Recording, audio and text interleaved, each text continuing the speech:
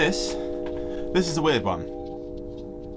Long-term veterans of the channel will know this bike here. This is my mini Velo, my truck bike, my kind of go-getter that I use to go get stuff. I even have a trailer that I've kind of painted kind of similar, that I put other stuff in it when I go and get stuff.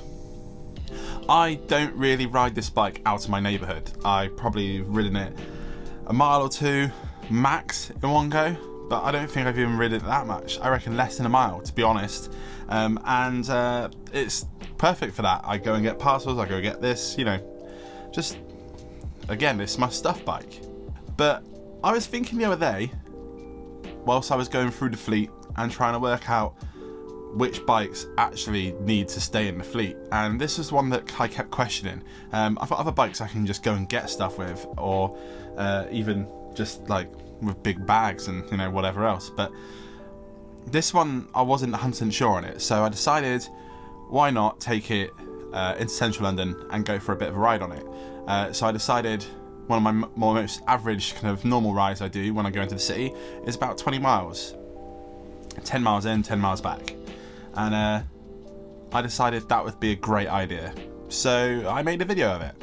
So let's rewind back to a couple weeks ago. This is actually one of the coldest days we've had this year as well. It hit -5, I think it was, when I left. It warmed up a little bit, but when I first got on the bike, I was absolutely freezing, and I moaned about it quite a lot in the video.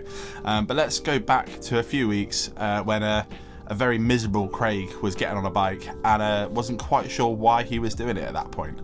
So, yeah. I'm not sure why I'm doing this video, because I'm currently sat on the mini Velo, and I'm going to ride it the furthest I've ever done. It's really, really cold. I've only ever ridden this maybe a mile, 2 miles in one go, and I'm about to do about 10 miles. This ride would usually take me about 35 to 40 minutes depending on the bike. More like, let's be real, more like 40, 45. Let's see how long it takes me today. I imagine it's going to be ages.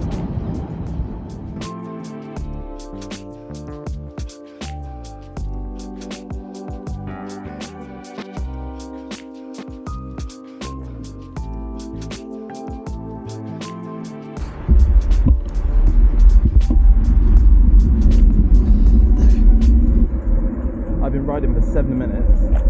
I've done 2 miles. I've had enough.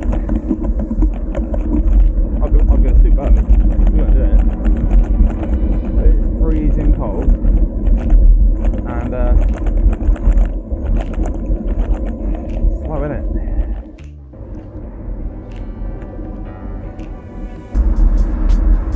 This is the first hill on my ride.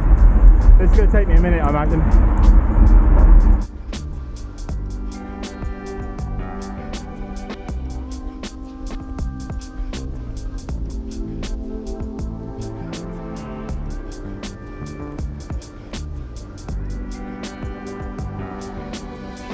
Apart from the slow speed, which, to be fair, it's Sunday, we're just out chilling, so it's fine.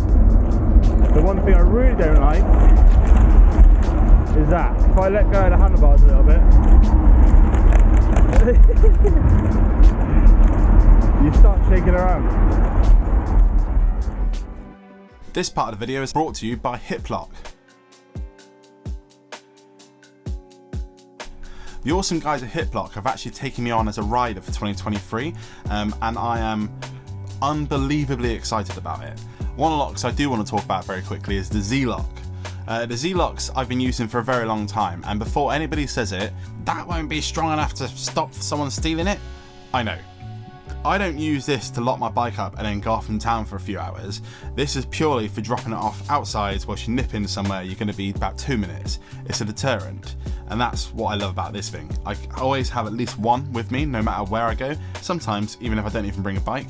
And in this circumstance, when you've got a weird shaped truck bike, I can use 2 of these to daisy chain them together. But I know that's not going to be enough for you, so maybe one day we'll see how tough these ones really are. So look forward to that in future videos. But if you are into tough locks, they have just dropped the switch lock. The switch lock is an awesome lock that comes with a cage that you can also put a water mount onto it. I'm going to talk about this more on my Instagram soon, so if you want to learn more about this, make sure you subscribe. The link's down in the bottom. But if any of you want to pick up a Z-Lock or one of the new switch locks, you can use my code SaveOldBikes15 for 15% off at checkout. And yeah, that's the end of this part of the video. Now that I've warmed up, it's not so bad. It's quite relaxed, quite chill, pretty comfortable. My toes are cold, but that's because I'm wearing Vans, but it's okay. I'm having fun.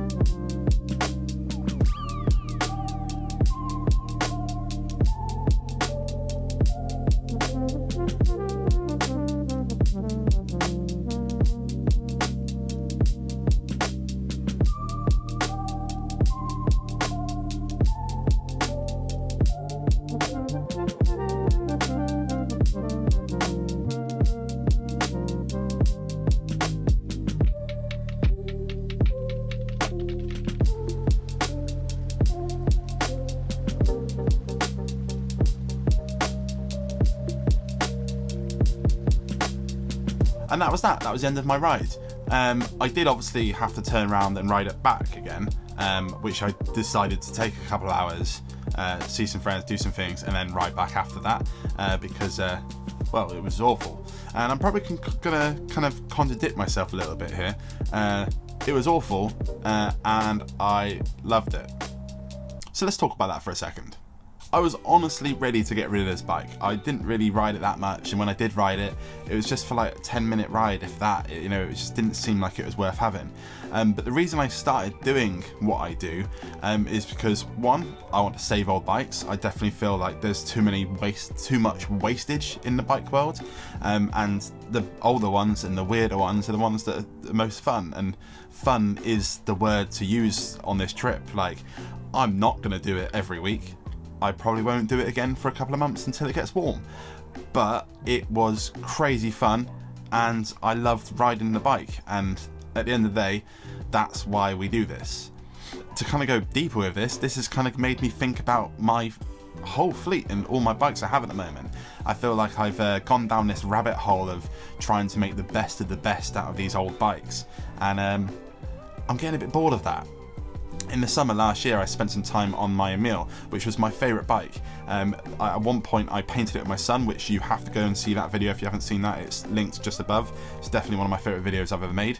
And it was like, it was kind of just cobbled together, just out of the parts I had. And it was by far one of my favourite bikes I've ever built. It rode really nice, it felt really nice, and every time someone passed me on it, they said it was a really cool paint job. And I loved it. So that bike's going to come back. I've decided, if you don't know this, if you're new to the channel, I actually retired it because I love the paint job so much. I didn't want to get ruined. But now I feel like I'm now almost being a hypocrite to myself, and I'm not using that bike and saving it. So I'm going to get it back out and we're going to start using it. But before I go too deep into this love of old bikes, let's call it a night. That was quite a fun video to make. I did quite enjoy doing that. And the moral of the story, I'm going to make my bikes fun again. That sounds like I want to wear that on a red hat or something. I don't. Let's just have some fun with some bikes. That was close. But before you do go, there is a small amount of stickers left on the website at the moment. You guys have gone crazy over the last month or so on stickers. I'm constantly having to post stickers out, which I love, so thank you so much. It really does make a difference. All the parts that I've been buying over the last couple of weeks are all thanks to you guys for buying those stickers, so I really do appreciate it. But if there is anything on there that you quite like that you're kind of putting off, I wouldn't for much longer, because a lot of those stickers won't come back in the way they are at the moment. Maybe colours will change and stuff like that, but there's definitely some new designs coming that I'm working on right now, and in the next few weeks there'll be a new bunch of stickers, so don't miss out on the older stuff. The website is this one here, and it is linked below. But yeah, I rambled a little bit there. But if you want to hear more rambling, please subscribe to the channel. We do this every week, and we ramble about random stuff. This particular video is very good. You should watch that one next.